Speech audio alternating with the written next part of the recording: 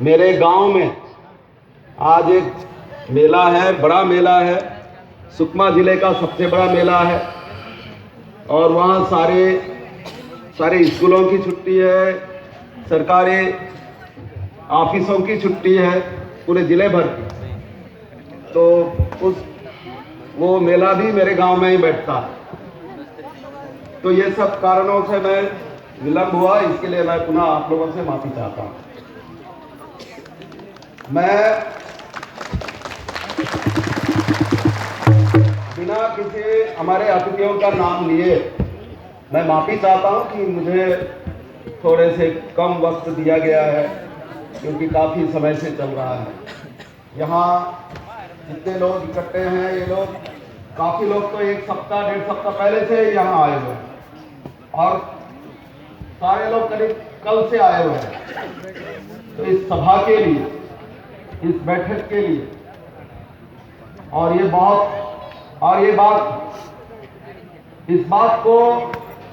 महत्व को जाहिर करता है कि यहाँ लोग अगर मानपुर से चलकर आए हैं, नगरी सियावा से चलकर आए हैं, सिलगेर से लोग आए हैं, उधर मैं देख रहा था हमारे गोम पार सिंगाराम से लोग आए हुए हैं, तो लगभग बस्तर के हर हिस्से से लोग यहाँ आए हुए हैं। और वो भी उल्लेख कर देना चाहता हूं कि हमारे बीच में छत्तीसगढ़ बचाओ आंदोलन के हमारे जो संयोजक हैं, हमारे नेता, हमारे भाई साथी आलोक यहाँ है, जो हसदेव आंदोलन के अग्रणी नेता है। अगर हसदेव की लड़ाई चल रही है तो उसके पीछे बड़ा कारण और उस आंदोलन को जारी रखने में, उस लड़ाई को चलाने वाले अगर कोई है तो आलोक है। और हमारे आप सब लोगों को मालूम है यहाँ विजय भाई आए हुए हैं। विजय भाई भारत जन आंदोलन के नेता हैं, जो बीडी शर्मा साहब के खत्म होने के बाद उस संगठन को देख रहे हैं। आप सबको जानकारी होनी चाहिए कि जिस पेशा कानून की बात हम करते हैं, उस पेशा कानून के दरअसल विजय भाई विशेषज्ञ हैं। हमारे आदिवासी समाज की जो प्रतिनिधि हैं, अश्वनी से लेकर तमाम जो हमारे साथी हैं, ये सब लोग विजय भाई से सलाह मशविरा लेते हैं, उनका सुझाव लेते हैं, उसके बाद आगे बढ़ते हैं। तो वो ऐसे व्यक्ति यहाँ आए हुए हैं। किसान नेता सुरेश टिकाम भैया भी यहाँ हैं और केशव भाई भी हैं। तो मैं उन सब का, मैं इस सभा में अब लेट से आकर के स्वागत का कोई मतलब नहीं है, लेकिन मैं उनका शुक्रगुजार हूं कि वे लोग इस सभा में उपस्थित हैं। आप सब लोगों को मालूम है कि ये जो 7 फरवरी का जो तारीख है, भूमकाल के विद्रोह का, ये बहुत महत्वपूर्ण तारीख है, बहुत महत्वपूर्ण तिथि है। यही 7 तारीख है जब भूमकाल के लड़ाकू लोग इसी गिदम में इकट्ठा होकर के, वो भी करीब 9-10 लोग यहां बैठते हैं और चर्चा करते हैं और निर्णय करते हैं कि नहीं, अब बस्तर में मुरिया या मारिया राज की स्थापना किया जाए, यानी आदिवासी राज की स्थापना किया जाए, उसकी लड़ाई लड़ा जाए। उसके पीछे हो सकता है और लोगों की प्रेरणा हो इस आदिवासी राज के कल्पना के पीछे, लेकिन यहाँ निर्णय लेने वाले कौन थे? हमारी आदिवासी जिसमें गुंडा दूर भी थे, रोड्डा मांझी थे, ये तमाम लोग थे जो यहाँ बैठे और चर्चा किए 113 साल पहले। वो कोई पढ़ा लिखा नहीं था उन लोगों में से, सब अनपढ़ थे, पर उनके अंदर ये जज्बा था कि नहीं, इस बस्तर में ये जो बाहरी लोग आए हुए हैं, आप लोग समझ रहे हैं ना, बस्तर उस समय ये जो बाहरी लोग हैं अंग्रेजों के साथ यहाँ जंगल पर कब्जा कर लिए हैं, जमीन पर कब्जा कर लिए हैं और जंगल को कानून बना करके आदिवासियों से छीन लिए हैं। जब हम लोग लकड़ी के लिए जाते थे, पत्ता के लिए जाते थे, दतवन के लिए जाते थे, तो हमारे लोगों को उस समय के कंपनी के कर्मचारी लोग, ठेकेदार के लोग मारते थे, पीटते थे, यहां तक कि हत्याएं करते थे। कई बहनों के साथ रेप की घटनाएं हो जाती थी। इस तरीके की इतिहास में उल्लेख है। इससे लोग नाराज थे। और ये जो भट्टी का जमाना चालू हो गया था, थोड़ा मैं ज्यादा बताना नहीं चाह रहा हूं, ये सब चर्चा हो गई होगी, लेकिन ये जो भट्टी चलाने वाले जो लोग थे, ये अमूमन उत्तर बस्तर भारत से आए हुए थे और ये लोग हमारे लोगों को शराब बनाकर पीने से सख्ती से मना किए और जो भी पीना है आप भट्टी से पीजिए, और अगर आप घर में बना करके पियोगे तो दंड भोगोगे। यानी मैं मुंतिरबो आओ दिना ने भट्टी कल कटना शुरू आसमकता अंग्रेजी राज से यूपी बिहार तीना वासवन भट्टी चालू किस वक्त मनमाने कल कटी उत्तरी के लोग कल कटी उत्तरी के बेले जैका बड़ी अपराध बेन वाले 8 तरीके और कुट की नोट, ट्रेड नोट, कोट नोट, ऑफ नोट 11 की नोट माने आज तो क्या यो इले पे बाले आए थे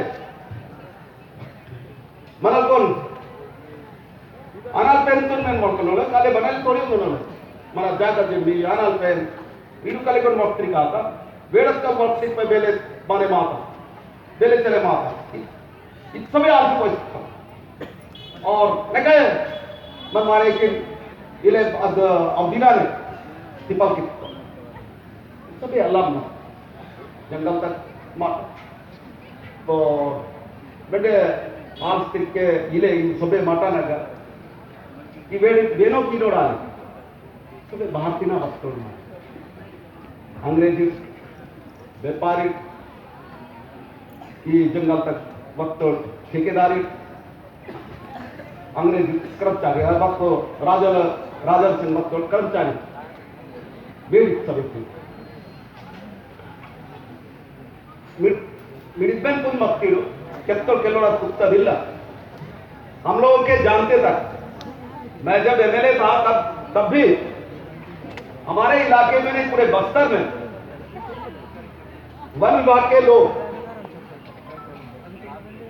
गाय बैल तुम्हारा गाय बैल बकरियां जंगल में जाकर के चर लिए हैं, जंगल में घास चर लिए, पत्ता खा लिए, इसलिए तुम टैक्स दो।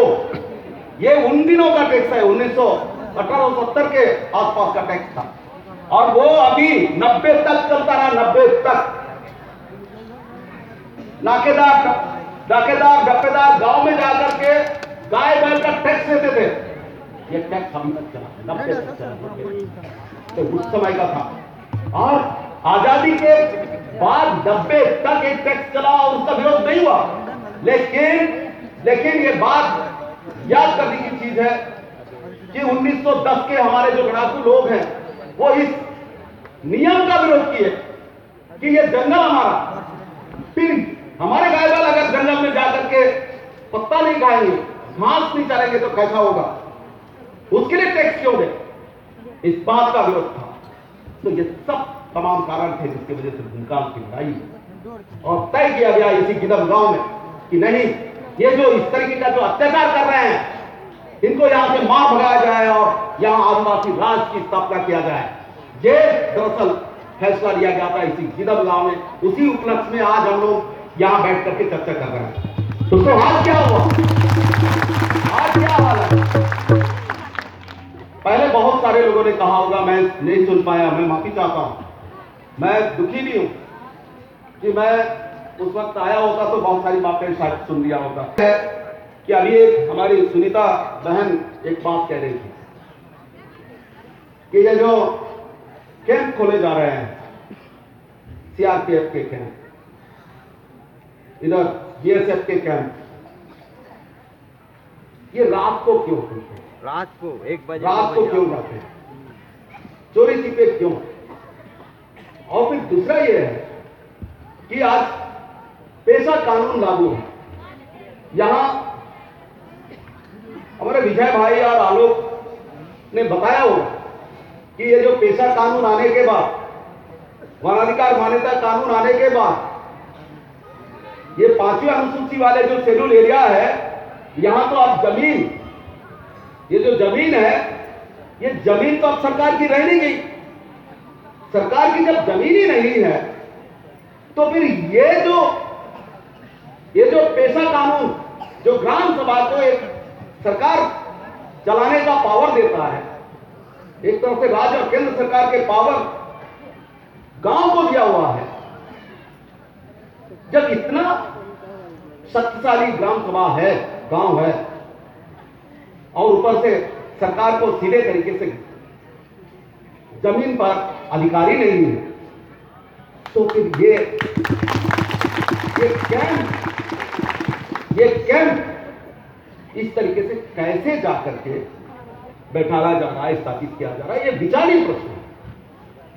आप कितने ही अच्छा उद्देश्य के लिए आप सड़क और पुलिया बना रहे हैं, कितना ही अच्छा हो, क्या सड़क और पुलिया बनाने के लिए क्या ग्राम सभा या गांव की सहमति नहीं लेना चाहिए? भूपेश बघेल बहुत घटिया तरीके का नियम बनाया पेशा पर, लेकिन उसने भी भूमि अधिग्रहण के मामले में एक बात तो अवश्य कहा कि गांव से परामर्श लिया जाएगा। गांव से परामर्श का मतलब क्या? गांव से चर्चा करेंगे। मानना नहीं मानना सरकार की या कलेक्टर एसपी की मजबूरी नहीं है, लेकिन चर्चा करेंगे। ये कहां है? मैं कह रहा हूं तो कम से कम चर्चा तो करो। जो तुमने बनाया, तुमने ये नियम बनाया है कि हम गांव से चर्चा करेंगे, ग्राम सभा से चर्चा करेंगे, तो चर्चा क्यों नहीं कर रहे हो? बड़ा सवाल है।